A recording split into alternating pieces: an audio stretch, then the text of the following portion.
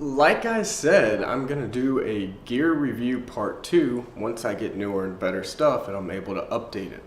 So, the big thing that I was talking about was the pants in the last video because those were just too big and I figured, oh, I'm gonna be falling a lot on those brown pants in the previous video. So, I guess, let me move the goggles out of the way. Guess I didn't really plan this part out too much, but you guys will be able to see the pretty cool looking goggles in a bit. So these are my titanium Omni-Heat Columbia slimmer fit snowboard pants. As you can see, they're not as big and baggy, and wow, that autofocus.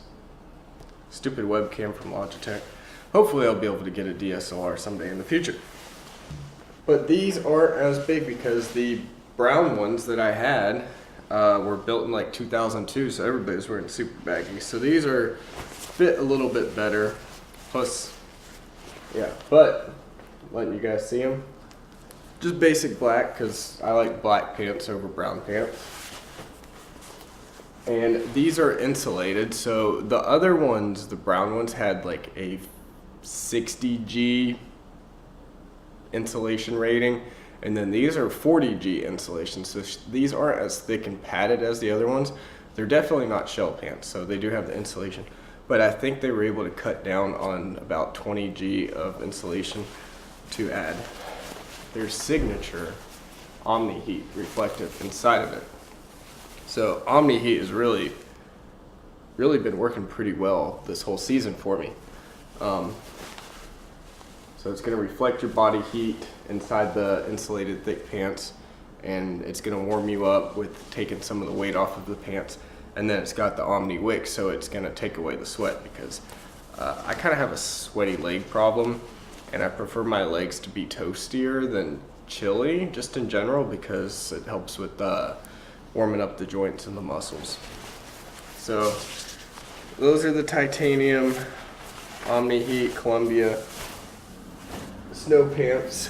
I've been wearing them a lot and I really like them. Oh yeah, also the other thing is they have a little bit of elastic in them versus the other ones, so they kind of stretch, so you don't have to worry about like blowing them out if you bend over too much or something like that. So I really like how they're able to stretch when you bend your legs and move around, so you have more flexibility with the pants there versus my old ones.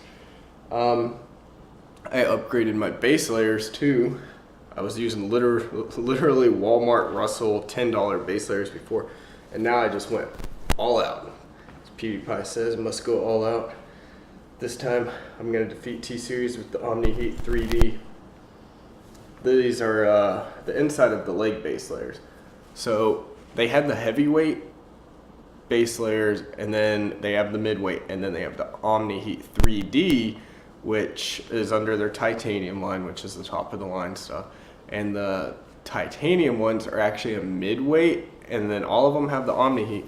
But this has the 3D Omni-Heat, so it's got little tiny fuzz balls inside of it, like just dots everywhere, with the 3D pattern on it. So it's gonna create a little bit of an air pocket between your skin and the reflective part, so it's gonna kind of have like a little more heat. And then also the reviews that I saw about the Omni-Heat for the normal base layers is apparently that like silky reflective lining is really uncomfortable. Not uncomfortable, but like it gets like chilly and tingly, and so it kind of feels colder, and you only feel the warmth once you're actually moving for the heat to reflect back. So that kind of caused some concerns, and I did try those on, and I actually thought these kind of fit a little bit better. So essentially, I guess these are kind of like in the middle ground between heavyweight and the midweight, because these are the midweight, but they're the titaniums with the 3D Omni-Heat. These combined with these really warms you up. You don't need a mid leg layer at all, so that really is just a great thing for me.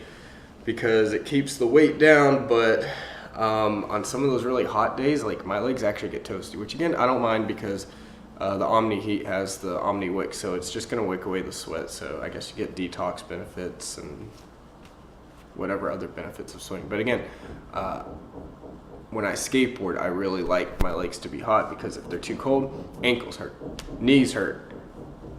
There's like somebody hammering, like what the heck? It's not hammer time, so you do need to stop. But that's the leg. Titanium Omni Heat 3D base layer bottom mixed with that, which also has the Omni Heat. Like your legs are set. Like it'll be like 7 degrees outside when I start riding on some days, and then it'll say like in the negatives Fahrenheit temperature, and I feel pretty fine. Don't even feel like slightly uncomfortable, like, oh, I need to start moving more. Like literally everything's perfect. And then just the upper layer, again, same thing. I'm not gonna flip it inside out. Same material inside. It's their new 3D, which is also really grippy. And so this is gonna wick away sweat better than the other one because again, if you look at some of the demonstration videos for the Omni Wick, the reflective Omni Wick layer also helps get rid of some of the sweat. I don't really think I sweat that much on my upper body though because I'm not using it as much when I'm snowboarding, and then you sit on a chairlift for like another 10 minutes going up. So I just mostly wanted to upgrade from the other one that I had from Walmart because that neck was like up to here and that didn't stretch as much, so I was always like choking. It was like literally squeezing against my Adam's apple.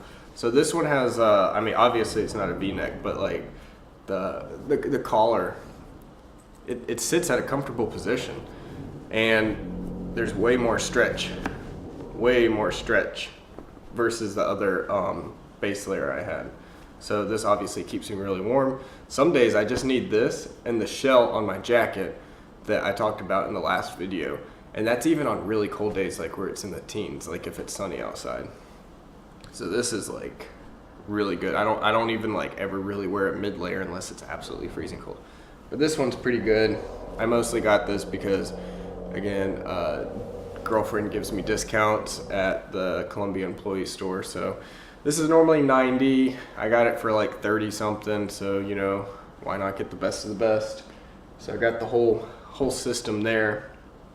And I don't know if I reviewed or like actually brought my gloves last time. I don't think I did in the last video, but these are the gloves I've been using for the past year, called Rustic Ridge. I think they're like normally $14, but I was able to get them for $7 or $8 last February in Arizona because they were on sale at a Sportsman warehouse. They're not that durable. Obviously you can see that I put duct tape on this because the little poof of insulation was just coming out, and this one was lasting pretty well, but now it's starting to rip. But the only time I use these, which they're pretty freaking waterproof, is this elastic stretch is like really tight, so it does suck when your hand is sweating and you're trying to get it in and out because you're just constantly fiddling around with it. And so yeah, these are more of like a really tight seal, and so I wear these on really cold days and powder days. So why are they drilling? Dude, seriously, stop before I'm not gonna say it because yeah. But again, like I said, I have a sweat problem with those because those are very hot. I've never needed a glove liner with them, and once I start to sweat, like it's all over and they start to stink. So I was able to, these were at the Columbia store too, which are Columbia's connected with Mountain Hardwear. So these are Mountain Hardwear teaming up with Gore-Tex, and they had the super warming gloves, and I was like, well, mine are already warm enough. I have a sweaty hand problem like on those like park riding Bluebird days. So they had this Gore Active, and apparently it's lighter and it helps wick away sweat. And I was like, oh, that's perfect. So I was able to get these, and so far they are very durable. So I guess Gore-Tex so far is living up to their name. I haven't tried any toe ropes with these gloves, but there's no sign of anything tearing up. The inside has this weird little, let me see if I can even get them inside out. It's like I wouldn't really like call it fleece maybe, but it's just really kind of fuzzy, and apparently it just, the overall glove helps get rid of some of that sweat. But oh, they're touchscreen compatible. I wouldn't know, I haven't tried them, because these, you just put your hand in it, and then you got to deal with this, unless you want this bull crap, you got to deal with just the strap, and like that holds it there, and it's still too much. So if I fall in powder, snow, it's going all up in there. So that's why I use these, because these are pretty much like airtight around the wrists. So I'll just use the phone like that and then put it in, because usually, again, these aren't on those super cold days where you can't deal with your phone. So the touchscreen compatible, kind of dumb, because if it's too cold where you're like, I can't take my gloves off, then those aren't the gloves to wear, because those are meant for like extreme sweating stuff. So let's see, I guess we'll just go ahead and get to these, which I'm probably going to do a separate review for, because these are the most expensive goggles I bought. They were like $210. The Oakley Flight Deck High Pink Prizm, and I was able to get them for $180 with my season pass discount. So these really helped me for low light, because all of my bright blue ones, the Dragons, and then these, they're meant for bluebird days. And so I realized I had an issue once I started riding in a terrain park that was shaded in the trees, and everything just like blurred together, and I couldn't see anything in the ground, and I was like, holy crap, this is messing with my eyes. Like, it was really bad. And then some of those like whiteout snowy days, freaking can't see anything. So they were having a big like discussion on these versus the Rose from Oakley, the Prizms, and the Roses were darker, but they said these are better for like those whiteout days. And so when it's kind of partly cloudy, I haven't really noticed much of an issue with like normal lenses. And my eyes are actually able to handle partly cloudy days, because I'm here riding in the Pacific Northwest. So the sun intensity is not as extreme as, like, for example, when I went and rode in Arizona. Like that sun, when I was in Flagstaff, there's no way I'd wear these. But here in Oregon, going around Washington or the Northern Rockies and Idaho, these work pretty fine when it's partly cloudy or in the shade and shadows. It could even be sunny, and you could just be on the backside of a mountain. So these are just better brightness. I tried them night skiing, and they're not that good. I mean, they work when it's like under like the direct lights, but you still kind of feel blind, and I would suggest maybe clear lens. But it's not about the brightness of why I got these. My issue with like the whiteout days, like there was one day where I was just scared to death. It was foggy. Like it was just, you couldn't see 30 feet in front of you. You couldn't see the difference between the ground and the sky. Everything was just blurred together. And so I looked up like the Prizm technology and how it's able to kind of like bring out those little details. And their comparisons online before and after are like really exaggerated. Like I do love these, but it's not as extreme as you would expect. I don't know if I'd pay $200 again for these, but these are definitely like the go-to when it's cloudy or snowing, because on some of those, like before, like if it was snowing, once I was riding the Dragon lenses that I had, like if it was snowing and totally cloudy, I didn't want to do it. Like I was even like telling my friends, I only ride on bluebird days. So I'm actually confident. I enjoy snowy days riding these. Like as you can see in my Tahoe video, it was just nuking like crazy. I was able to see totally fine. There was never an instant where I couldn't see the grooves in the snow.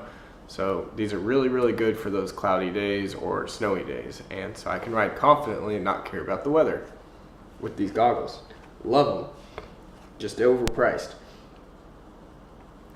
Another bad thing though about those is they fog up really well, like crazy. So if you're like bending over and you're strapping in and you're breathing and your breath, as soon as it touches the lens, fog up. And you gotta like look away and wait 10 seconds. Trying to use your face mask over your nose, not happening with those.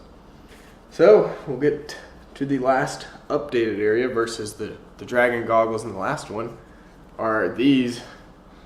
I don't know how to pronounce it. I don't want to say Awenia, but I saw these in a Ryan Napton video, and he put a link, and they were like $22 after the discount on Amazon, and I was like, what the heck? So I love the way they look. So they're definitely like super futuristic, and love the reflectiveness on them. I wish there was more reflection on those, but one of the issues, well, this is one of the benefits, I guess, if you're swapping out lens, magnetic lens. Woo! Really easy. The reason I don't like these in many ways is I don't know what's up with the nose cut, but no matter how tight I have them, when I'm riding or if it's windy, air just goes right up into there, right up into like the under eye area. Like, I don't know if it's not enough padding or what. I have a pretty normal nose, so it's like maybe I need an Asian fit, because apparently those help fix that issue.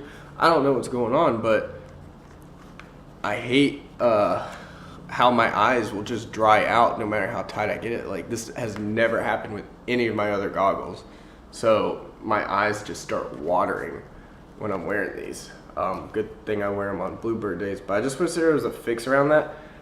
And then over time, like little tiny air bubbles get in the lens. Like, I guess they have like a dual lens.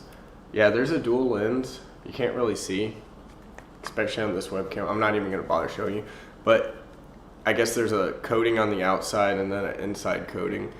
And the inside, like, there's little air bubbles in them, and you can kind of see it crinkle like when you start rubbing and wiping it with the lens cloth. And so, I mean, it's not really noticeable when you're riding, but the big thing that really sucks is if you fall and snow sprays up into your face or it gets into your goggles. Most lenses have like a really good seal, so you're just able to kind of just wipe it down and the snow and water goes away. It doesn't in these. It gets like somehow in between the lens, and so you got all these like water bubbles and streaks like all inside the lens, and you can't wipe it away because it's in between the two lenses. So pretty much once you fall and there's snow that gets in these goggles, you can't see. Like, you're gonna just have to like deal with the water dots in between the lens, or you're gonna have to change out lens or just ride with no lens, because you're pretty much screwed. Usually if it's a sunny day, like, you're supposed to be riding those. Usually by the time like you fall at the park and you go to get on the lift and you ride it back up, the sun's intensity kind of warms them up, and usually the problem fixes itself by then. But it is just a big annoying thing from when you're having to ride from like the terrain park or wherever you fell back down to the chairlift, because you're kind of riding blind most of the time and you're kind of screwed in that way. So this is my part 2 gear review, the base layers that are 3D, and they work amazing, and cheaper than some of the high-end Under Armour stuff, and I think they're more effective. And when you think about the technology that goes into it, on paper they should be better. Haven't had a single problem. Gore-Tex gloves that allow a lot more ventilation, and they wick away the sweat when you're really hot on those days and all that, and they're easy to take on and off. The titanium pants that are insulated with the Omni Heat reflective in them, so super crispy and warm. Doesn't matter if there's negative temperatures. This and a base layer is all you need for the most part, because on some of those cold days last year I would wear like long johns, and then I'd wear another pair of jeans, and then I'd wear like snow pants over that. So that's like a bunch of layers and very uncomfortable. But these stretch, they're good. These look cool. They're not as comfortable, honestly, as the Dragons, but they look way better. So they fix that gap between your helmet, and they don't have that stupid rubber lining around it. And they're cheap, you know, it's whatever. don't know about the UV protection on them, so it says that they're good, but hopefully somebody will do a test. And if you know any tips or tricks, if you have the similar goggles, like how to prevent the air from going up into your eyes and drying out your contacts and making your eyes water, please leave a comment and tell me, especially if you watch this whole video. I really thank you so much. So yeah, and then we got the high pink prisms, which they fog up, but they really help you see in those flat light conditions. Still not as good as a Bluebird day, but you know, they will make it not like super miserable. So they give you a little more confidence, and I think they look good. And everybody was like complaining, like on paper they look too pink, but like they got this like yellow kind of gold reflective part to them, and they're not super pink, and you know, they look pretty good. And then if you're wearing them with like dark clothes, like all black or something, then I mean they really just kind of help and pop your outfit. Like, I mean, yeah, if you're wearing like white and bright jackets and everything, then yeah, it's gonna look a little fruity, but you gotta just know how to dress. So thanks for watching this video. Thumbs up if you thought this part 2 was helpful, and I'll put a link for part 1 in the description, and subscribe if you haven't, because I'm trying to upload more regularly, more skateboarding videos, more snowboarding videos, especially over the summer. Like, I'm trying. So thank you, everybody.